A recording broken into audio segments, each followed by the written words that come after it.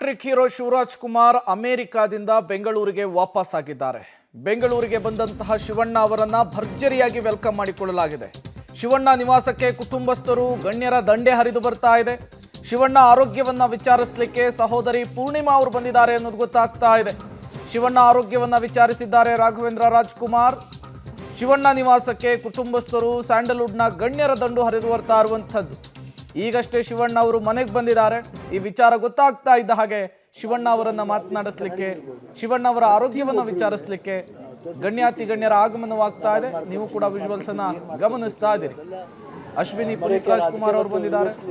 ಅದರ ಜೊತೆಗೆ ಅವರ ಪುತ್ರಿಯರು ಕೂಡ ಬಂದಿರುವಂತಹದ್ದು. ಜೊತೆಗೆ ಈಗಾಗಲೇ ರಾಘವೇಂದ್ರ ರಾಜ್ಕುಮಾರ್ ಬಂದು ಶಿವಣ್ಣ ಅವರನ್ನ ಮಾತನಾಡಿಸ್ಕೊಂಡು ಹೋಗಿದ್ದಾರೆ. ಹಲವರು ಬರ್ತಾ ಇದ್ದಾರೆ ಮಾತನಾಡಿಸ್ಕೊಂಡು ಹೋಗೋದಕ್ಕೆ. ಹೇಳಿ ಕೇಳಿ ಮೊದಲೇ ಶಿವಣ್ಣ ಸ್ನೇಹಜೀವಿ, ಎಲ್ಲರ ಜೊತೆಗೂ ಕೂಡ ಅನ್ಯೋನ್ಯತೆಯಿಂದ ತುಂಬ ಒಳ್ಳೆಯ ಒಡನಾಟವನ್ನು ಇಟ್ಕೊಂಡಿದ್ದಾರೆ. ಹಾಗಾಗಿಯೇ ಶಿವಣ್ಣ ಅವರಿಗೆ ಶಸ್ತ್ರಚಿಕಿತ್ಸೆ ಆಗಿದೆ ಅಂದಾಗ, 1 ತಿಂಗಳ ಕಾಲ ಅಮೆರಿಕಾದಲ್ಲಿ ಇದ್ದು ಬಂದಿದ್ದಾರೆ ಅಂದಾಗ ಮಾತನಾಡಿಸ್ಕೊಂಡು ಹೋಗೋದಕ್ಕೆ ಬರೋದು ಸಹಜ. ಈ ದಿನ ಬರುತ್ತಾ ಇಲ್ವಾ ಅಂತ ಗೊತ್ತಿರಲಿಲ್ಲ, ಅಂತೂ ಈ ದಿನ ಬಂತು. ನನಗೆ ಇವತ್ತು ಈ ದಿನ ಹೇಗೆ ಫೀಲ್ ಆಗ್ತಿದೆ ಅಂದರೆ, ನಮ್ಮ ತಂದೆ ಕಿಡ್ನ್ಯಾಪ್ ಆಗಿ ರಿಲೀಸ್ ಆದಮೇಲೆ ಒಂದು ಸಂತೋಷ ಬಂತು. ಅಷ್ಟು ಸಂತೋಷ ಇವತ್ತು ಆಗ್ತಾಯಿದೆ. ಅವ್ನು ಹೋಗ್ಬೇಕಾದ್ರೆ ತುಂಬ ದುಃಖದಲ್ಲಿ ಕಳಿಸ್ಕೊಟ್ವಿ.